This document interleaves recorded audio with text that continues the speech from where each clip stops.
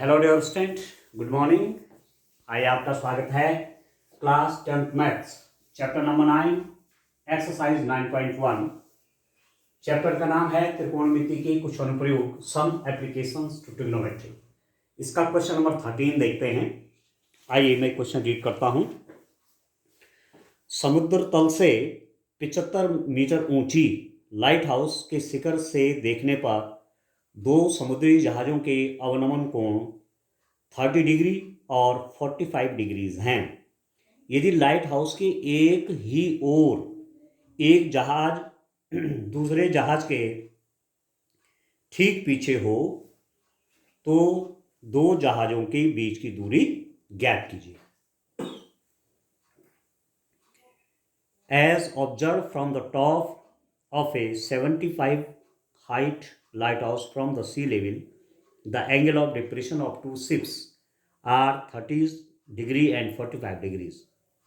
If one ship is exactly behind the other on the same side of the lighthouse, find the distance between the two ships. कितना अच्छा question है dear student. ठीक है, यदि light house के एक ही ओर, अब आप ध्यान दीजिए, आपने क्वेश्चन समझ लिया होगा। आप देखिए डियर स्टूडेंट, ये कोई लाइट हाउस है, ये लाइट हाउस है। मैं मान लेता हूं इसको पी क्यू एक लाइट हाउस है, ये ठीक हो गया। यहां इसके टॉप से यहां, अब यहां शिप है, अब सी होगा, ठीक है। सी में दो शिप चल रहे हैं, ठीक है। तो मैं ले लेता हूं लाइट हाउस को, एक किनारे पे है, ठीक है, एक बैंक पे, और यहां दो शिप हैं। अब मैं एक लाइन से उन्हें जोड़ देता हूं। आप देखिए, एक आपका यहां पर है और दूसरा शिप आपका यहां पर है। ये एक शिप ये है और एक शिप ये है। तो मैं मान लेता हूं एक शिप आपका ए है और दूसरा शिप आपका बी, ठीक है। और जो लाइट हाउस है ये 75 मीटर हाइट का है। ये लाइट हाउस की जो हाइट है डियर स्टूडेंट, वो है 75 मीटर।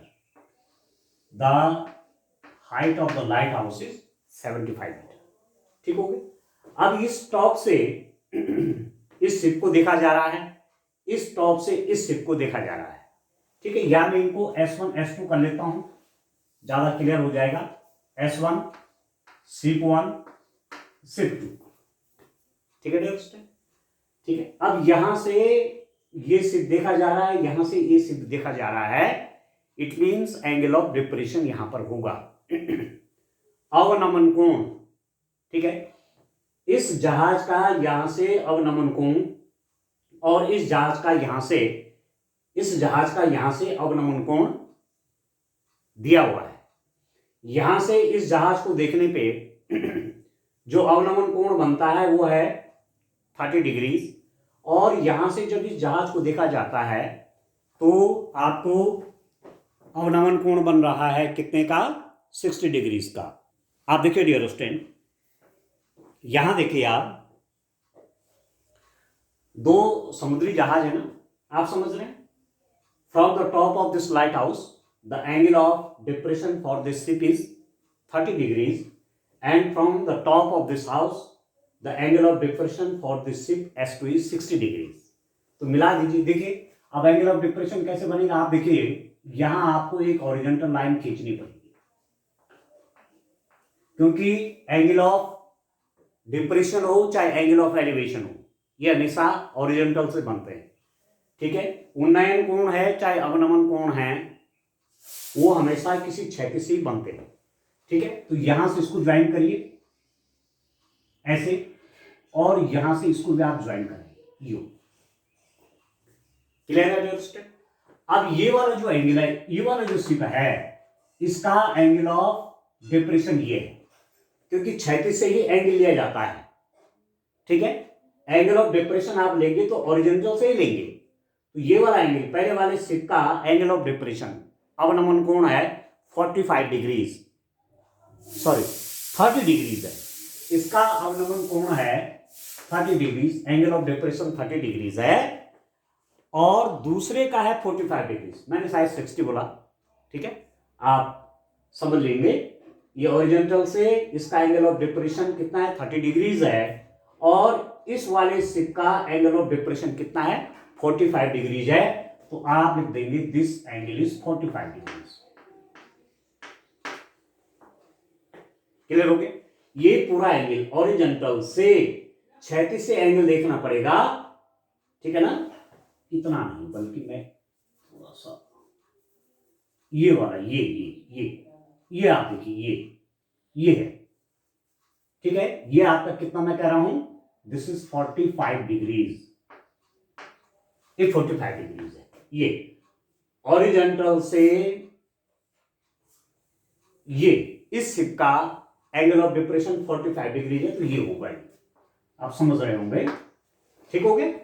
अब नंबर को, अब आप देख रहे हैं ये आपस में पैरेलल है, this is parallel to this one, ठीक हो गया, इसलिए ये वाला एंगल इसके इक्वल होगा, ये भी 30 डिग्री हो जाएगा, ये अल्टरनेट एंगल बनेंगे, एकांतर कोण, ये दो समांतर हैं, एक तिर्यक रेखा काट रही है, तो इस प्रकार बने एकांतर कोण आपस में समान होते हैं, ये 30 डिग्री से ये भी 30 डिग्री हो जाए, ठीक है।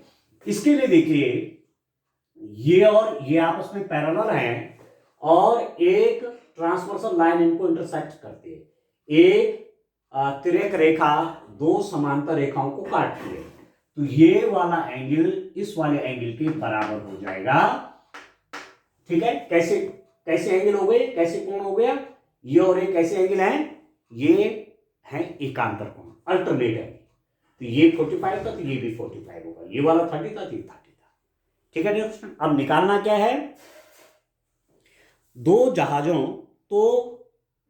जहाजों के बीच की दूरी ज्ञात कीजिए। आपको इन दो शिप्स के बीच की डिस्टेंस चाहिए, किसी टाइम पर मैं लिख देता हूं इनके बीच की डिस्टेंस है x मीटर।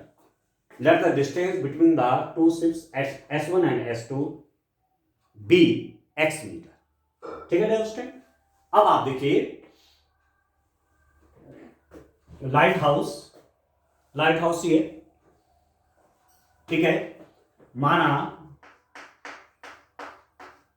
लाइट हाउस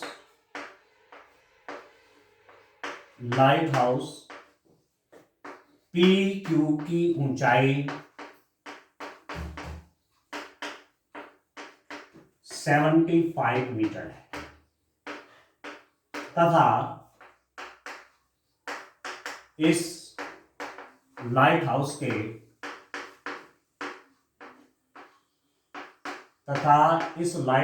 के शिखर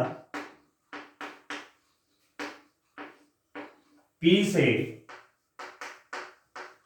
जहाज S1 व S2 के अवनमन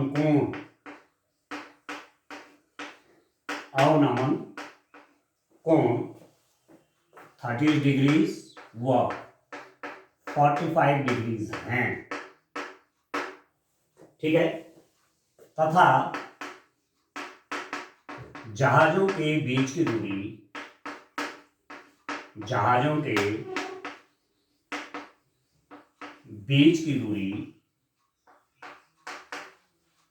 x मीटर है, ठीक है। आपने लिख दिया PQ एक लाइट हाउस है जिसकी हाइट 75 मीटर है, इस लाइट हाउस के शिखर P से जहाज S1 और S2 समुद्री जहाज है, S1 और S2 के अवनमन कोण 30 डिग्री और 45 डिग्री है। जैसे जैसे एंगल इधर बढ़ेगा ना, ये बढ़ता जाता है, ये भी आपको याद रखना है, दिमाग में कंसेप्ट करिए, यहां से जो एंगल बनेगा ऐसे वो और बड़ा हो जाएगा, ये और बड़ा, यहां से जो एंगल आप बनाएंगे और बड़ा हो जाएगा, यहां से एंगल और बड़ा हो जाएगा, ठीक है ना। तो जैसे जैसे आप इधर आते चलेंगे ये एंगल बढ़ता जाएगा, और जैसे जैसे पीछे जाएंगे एंगल घटता जाएगा, ठीक हो गया। अब देखिए let the height of, let the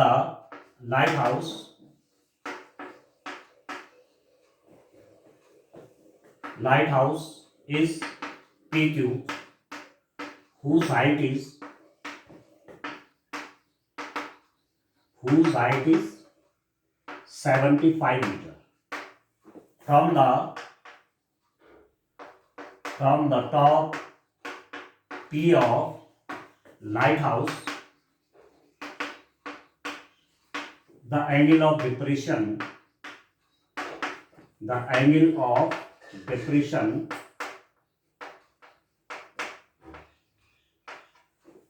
of ships S1 and S2 are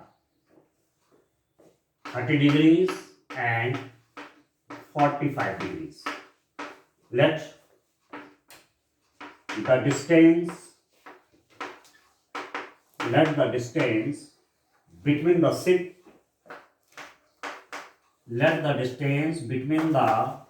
ships be x metre. ठीक है दोस्तों, let the light house is PQ. ये लाइट हाउस है whose height is 75 मीटर. ये दिया हुआ है. ठीक है. From the top P of the lighthouse, the angle of depression of ships S1 and S2 are 30 degrees and 45 degrees respectively. Let the distance between the ships be x metre. ये आपको दिया हुआ है. ठीक हो गया. अब आप देखिए, दो राइट एंगल ट्रायंगल बन रहे हैं. एक राइट एंगल ट्रायंगल ये वाला बन रहा है. लाइट हाउस जमीन पर खड़ा है, लाइट हाउस लैंड पे खड़ा है, तो बिल्कुल 90 डिग्री एंगल पे होगा. तो ये 90 डिग्रीज है. तो पहला राइट एंगल ट्रायंगल ये बन रहा है. समकोण त्रिभुज PQS2 में इन राइट एंगल ट्रायंगल PQS2. अब इस राइट एंगल ट्रायंगल में देखिए, इस समकोण त्रिभुज में देखिए, ये तो 90 डिग्री है, तो सीधा सीधा ये तो हाइपोटेन्यूज बन जाएगा, तो कर्ण बन जाएगा. पर इस 45 डिग्री के जो सामने की साइड है ये लंब बन जाएगा, ये बन जाएगी आधार. ठीक हो गया. तो आप लिख सकते हैं tan 45 degrees is equal to, क्या लिख देंगे रियोस्टेन? tan 45 डिग्रीज मतलब परपेंडिकुलर और बेस का रेशियो. तो परपेंडिकुलर है 75 डिवाइडेड बाई बेस मतलब QS2. ठीक है. और tan 45 आपका 1 हो गया, तो 1 is equal to 75 by QS2. This implies that QS2 का मल्टीप्लाई यहां हो जाएगा, QS2 is equal to 75.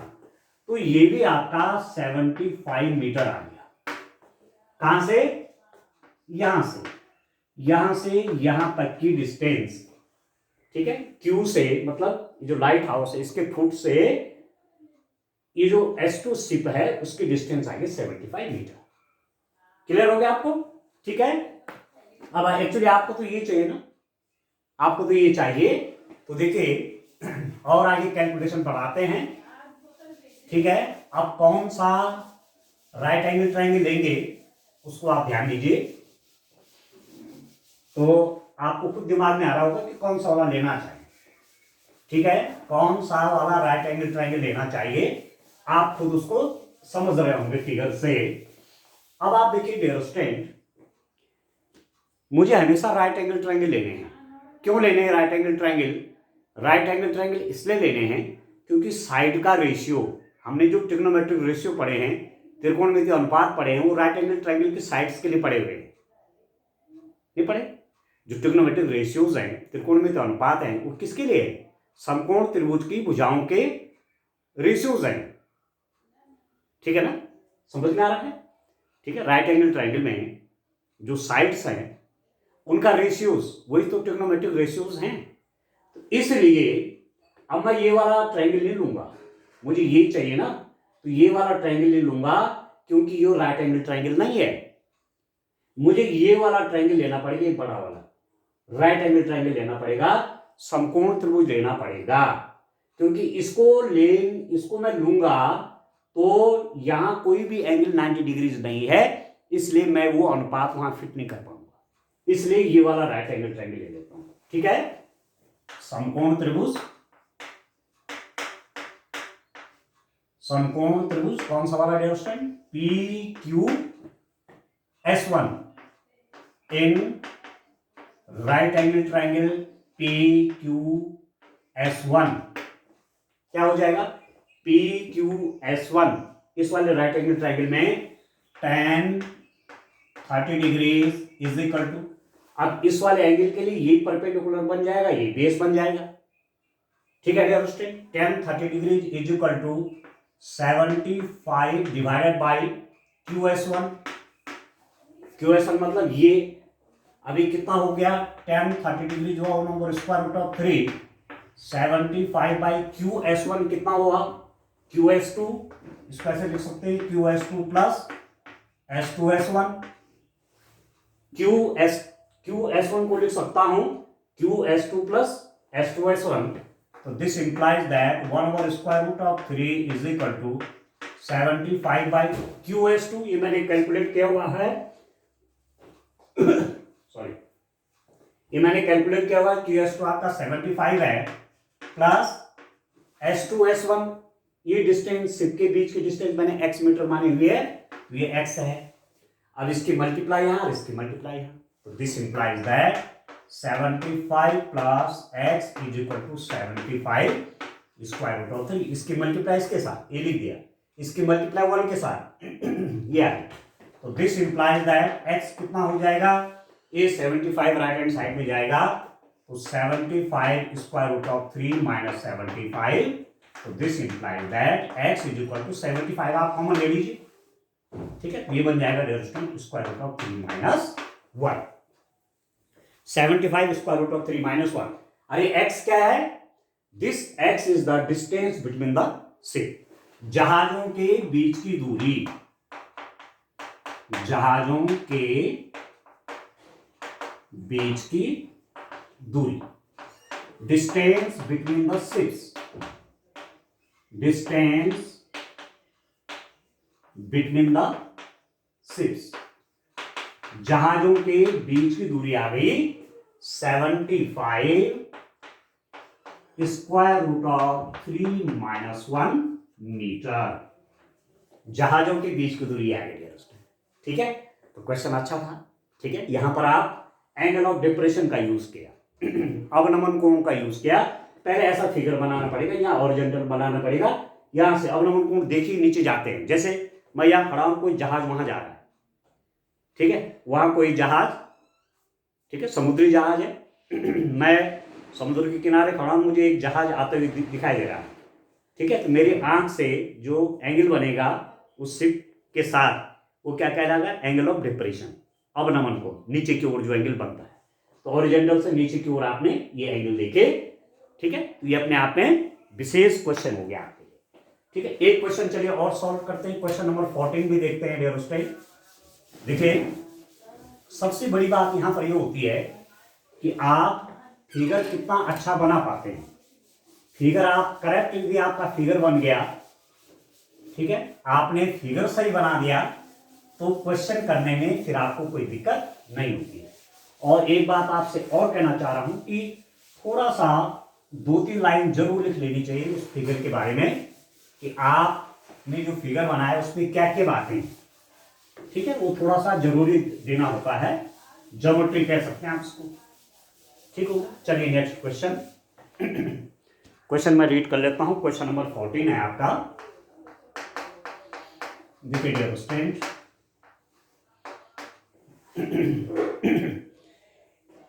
1.2 metre लंबी एक लड़की भूमि से 88.2 मीटर की ऊंचाई पर एक क्षैतिज रेखा में हवा में उड़ रहे गुब्बारों को देखती है। किसी भी क्षण लड़की की आंख से गुब्बारे का उन्नयन कोण 60 डिग्रीज है। कुछ समय बाद उन्नयन कोण घट करके 30 डिग्री हो जाता है। इस अंतराल के दौरान गुब्बारे द्वारा तय की गई दूरी ज्ञात कीजिए। A 1.2 meter tall girl spots a balloon moving with the wind in the horizontal line at the height of 88.2 meter from the ground. The angle of elevation of the balloon from the eye of the girl at an instant is 60 degrees. After some time, the angle of elevation reduces to 30 degrees.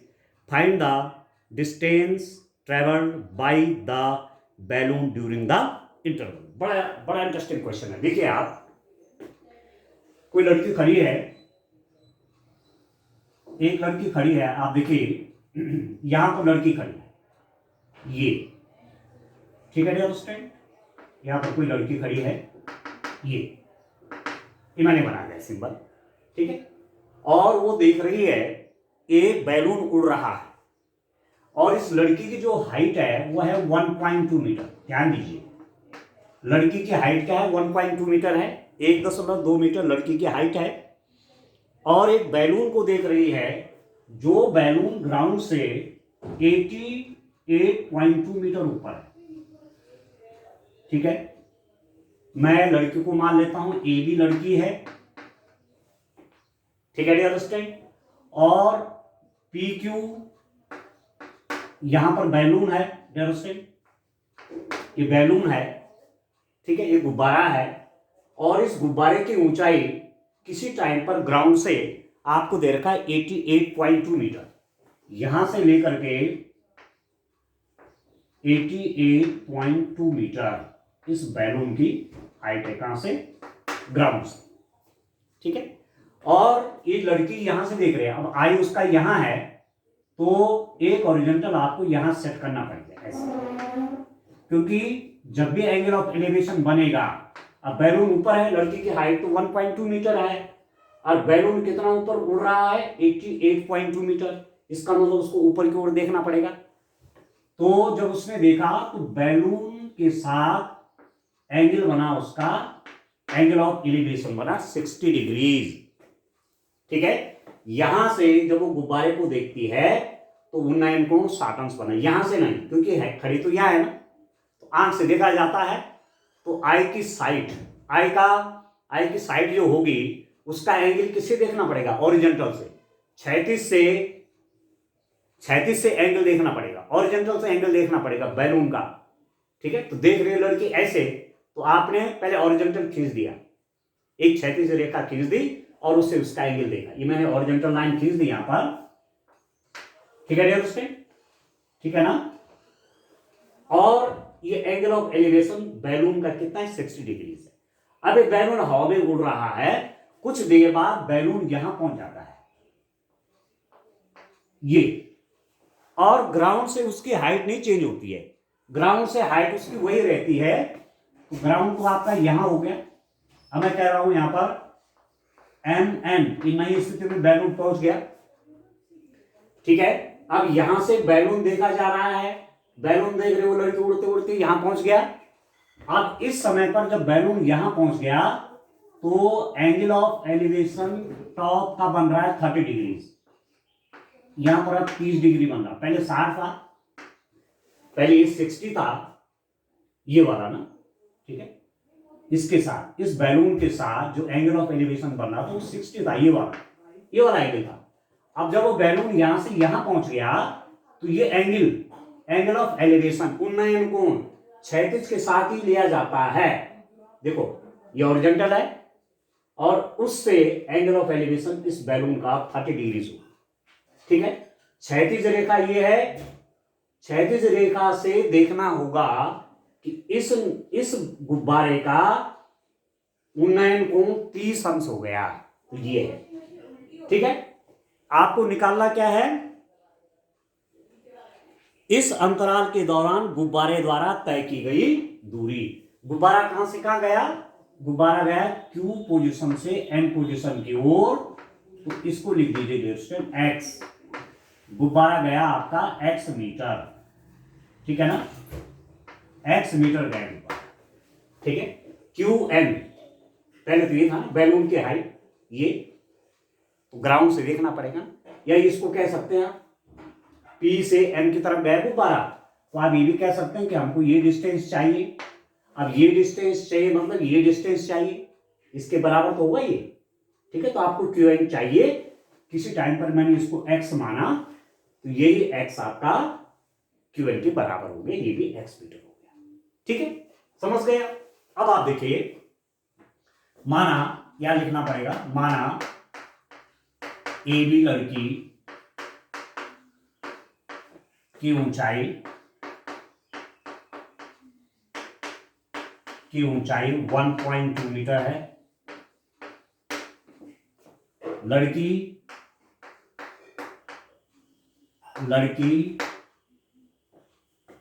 की आंख से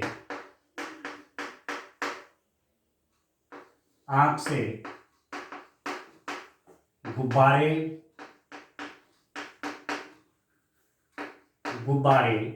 P का उन्नयन कोण 60 degree तथा वही गुब्बारा आगे चला गया ना, अब वो कहां पर पहुंच गया, एम, ठीक है, एम का उन्नयन कोण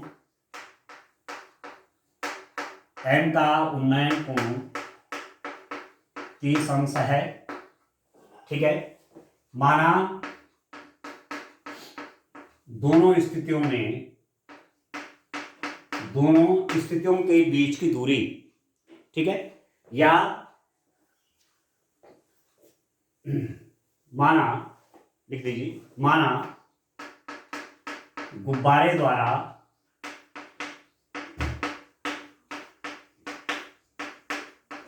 तय की गई दूरी,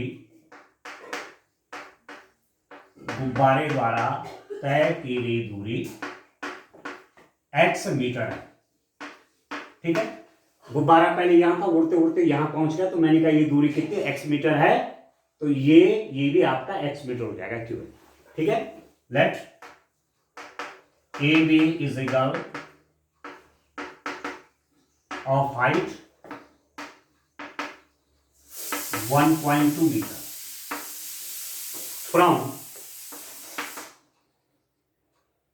from the eye A of this girl, the angle of elevation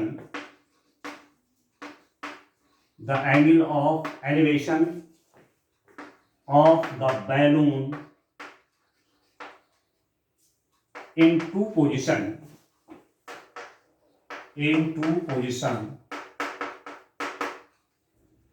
is 60 degrees and 30 degrees respectively. Let the distance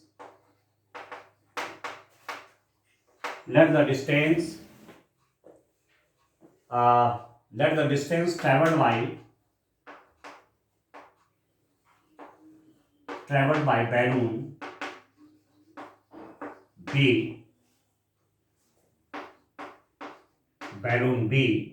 x metre. ठीक है, स्टूडेंट, मैंने लिख दिया, let AB is a girl of height 1.2 metre from the eye A of this girl, the angle of elevation of the balloon in two position is 60 degrees and 30 degrees respectively. Let the distance traveled by the balloon x meter, and it is given that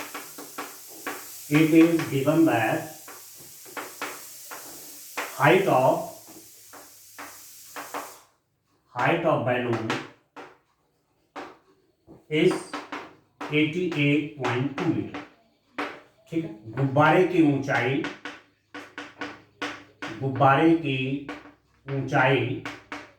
88.2 metre है। ठीक है, ये जो height है, गुब्बारे की height में नहीं हुआ चेंज, ये 88.2 मीटर है। समझ में आ रहा है आपको? तो पूरी कहानी मैंने लिख दी है। अब मुझे कैलकुलेशन करना है, तो पहली कैलकुलेशन मैं किस राइट एंगल ट्रायंगल में करूंगा। एक बात और कह दे कि यहां से यहां आपका 88.2 मीटर है और यहां से लेकर के यहां तक आपका 1.2 मीटर है, तो ये डिस्टेंस निकाल लेते हैं, ये वाली। ठीक है, इसको लिख देते हैं T, इसको लिख देता हूं मैं S। ध्यान दीजिए, समकोण त्रिभुज किसमें देख रहे हैं डियर स्टूडेंट, समकोण त्रिभुज कौन सा वाला ले रहा हूं। अब राइट एंगल ट्रायंगल आपका कहां बन रहा है, देखो पहले इस वाले में देखिए आप, इस वाले राइट एंगल ट्रायंगल को लीजिए, इस वाले समकोण त्रिभुज को लीजिए, तो ये 90 डिग्री एंगल है। समझ में आ रहा है आपको? ये वाला जो एंगल है ये यहां पर 90 डिग्री का एंगल है, तो हाइपोटेन्यूज बन गया। एंगल ऑफ एलिवेशन ये है, यहां पर 60 डिग्री का एंगल है ये वाला, तो इस 60 डिग्री एंगल से ये परपेंडिकुलर बन जाएगा, ये बेस बन जाएगा। इस 60 डिग्री के कोण के लिए ये लंब बन जाएगा, ये आधार बन जाएगा। कौन सा वाला राइट एंगल ट्रायंगल ले रहा हूं, PTA, ठीक है। कौन सा वाला ले रहा हूं, PTA, right angle triangle PTA। tan 60 degree कितना हुआ, ये 60 है, तो परपेंडिकुलर ओवर बेस, ठीक है। ये पूरा नहीं आएगा क्योंकि संपूर्ण त्रिभुज जितना है राइट एंगल ट्रायंगल हमारे पास ये है, इसलिए ये वाली डिस्टेंस छूट जाएगी, इतनी दूरी छूट जाएगी। ये देखिए ये है राइट एंगल ट्रायंगल, तो tan 60 लूंगा, इस 60 डिग्री एंगल है, तो परपेंडिकुलर ओवर बेस, tan 60 बराबर लंब बटे आधार। तो ये मैं लिख रहा हूं PT बाई, क्या लिख देंगे, इसको लिख दीजिए 80, PT बाई 80। बाकी तो और कुछ नहीं दे रखा आपको, बाकी कुछ और नहीं है। तो tan 60 कितना हो गया स्टूडेंट, आप जानते हैं square root of 3 is equal to PT। PT कैसे निकालेंगे, PT निकलेगा आपका PQ minus QT divided by 80। आया समझ में, ये PT कैसे निकलेगा, ये है ना T, PT कैसे निकलेगा, PQ में से QT माइनस कर दूंगा, ये PQ है ना, इस PQ में से मैं इतना माइनस कर दूंगा तो मेरे पास ये आ जाएगा, तो PQ माइनस QT आपका PT आ गया, ठीक हो गया। लिख दिया मैंने PQ minus QT is equal to, और ये कितना हो गया, square root of 3 is equal to PQ कितना है, PQ ये हाइट आपको मालूम है 88.2 माइनस QT कितना है, QT AB के बराबर है, ठीक है। तो QT को मैं लिख दूंगा AB, ये QT और AB बराबर है ये, ठीक है डियर स्टूडेंट, डिवाइडेड बाय 80। और ध्यान दीजिए square root of 3 is equal to 88.2 minus AB कितना है, AB 1.2 है, क्योंकि QT is equal to AB, तो ये 1.2 डिवाइडेड बाय 80। तो यहां से आप 80 की वैल्यू आप फाइंड आउट कर लेंगे। आ रहा समझ में, देखिए कैलकुलेशन आप देखिए ध्यान से। तो मेरे पास हो गया square root of 3 is equal to, अब इस 88.2 में 1.2 आप माइनस करेंगे तो 87 हो गया, 87 बाई 80, और 80 का मल्टीप्लाई इससे हो जाएगा डियर स्टूडेंट 80, इसकी 80 निकालना है तो इसको इसके नीचे ले आए, इसको यहां ले लीजिए, इसको इसको नीचे ले लीजिए, 87 by square root of 3 solve कर लीजिए। 80 is equal to 87 into square root of 3 से न्यूमरेटर में ही मल्टीप्लाई किया और डिनोमिनेटर में ही मल्टीप्लाई किया, तो 80 आपका आ जाएगा 87 इंटू स्क्वायर रूट ऑफ 3/3, ठीक है। अभी कट जाएगा, 29 आ गया आपके पास, 80 आपके पास आ जाएगा, आ गया dear student 29 square root of 3 आ गया, ठीक है। 3 दूनी 6 और 3 29 स्क्वायर रूट ऑफ 3। ये जो आपका 80 आया, 80 आया ना, यस मेरे पास 80 आ गया। 80 कितना आएगा dear student, 29 square root of 3, ठीक हो गया। अब आप दूसरा ट्रायंगल आप देखिए, इसको तो फिलहाल कैलकुलेट करके आपने कर दिया। अब दूसरा राइट एंगल ट्रायंगल कौन सा लूंगा मैं, देखिए मुझे तो x चाहिए ना, आप देख रहे होंगे मुझे तो x की वैल्यू निकालनी होगी। आप देखिए डियर स्टूडेंट,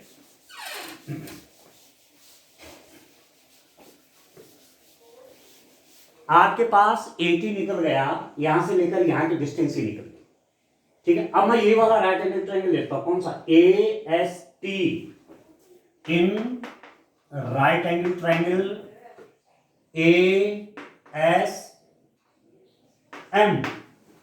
ASM, ये वाला राइट एंगल ट्रायंगल, इसको देखिए ये वाला,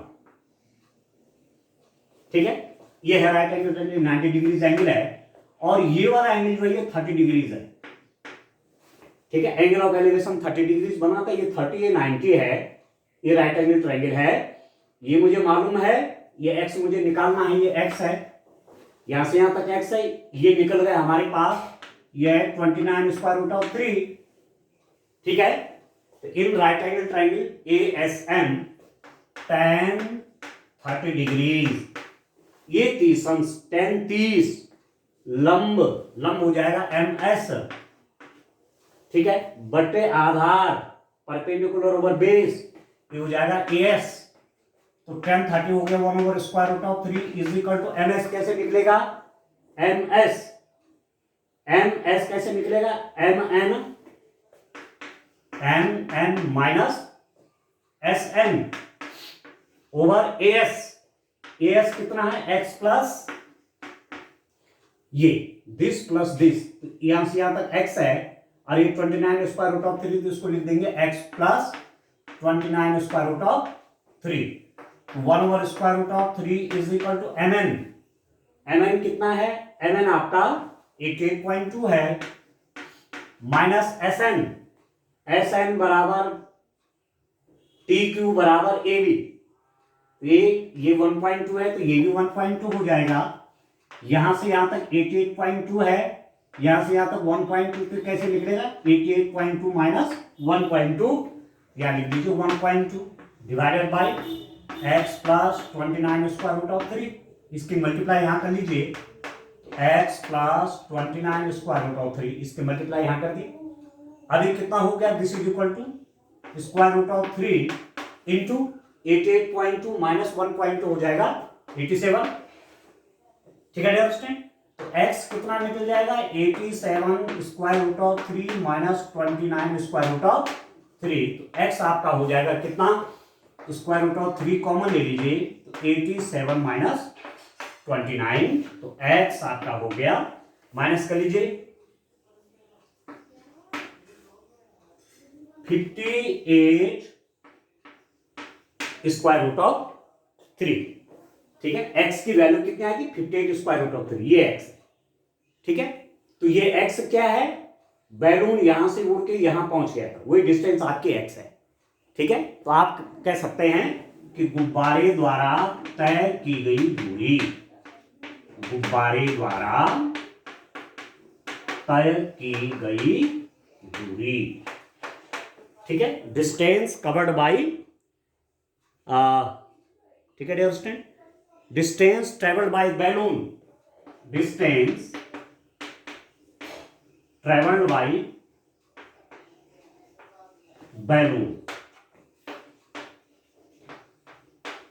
कितना हो गया ये 58 स्क्वायर रूट ऑफ 3 मीटर आ गया, ठीक है, समझ में आ गया आपको, ठीक है डियर स्टूडेंट। बैलून यहां से उड़ के यहां पहुंच गया था, वो मैंने x माना हुआ है, ये x था तो ये भी x है, तो निकल गया ये है, ठीक है। तो अब आपकी समझ में आ गया होगा, ठीक है डियर स्टूडेंट। ये क्वेश्चन बड़े बढ़िया ढंग से करने हैं, वन क्वेश्चन एग्जाम में आएगा यहाँ से। अब एक लेक्चर अभी और लूंगा, ठीक है, तब एक चैप्टर आपका कंप्लीट हो जाएगा। आज के लिए इतना काफी, थैंक यू, बाय बाय।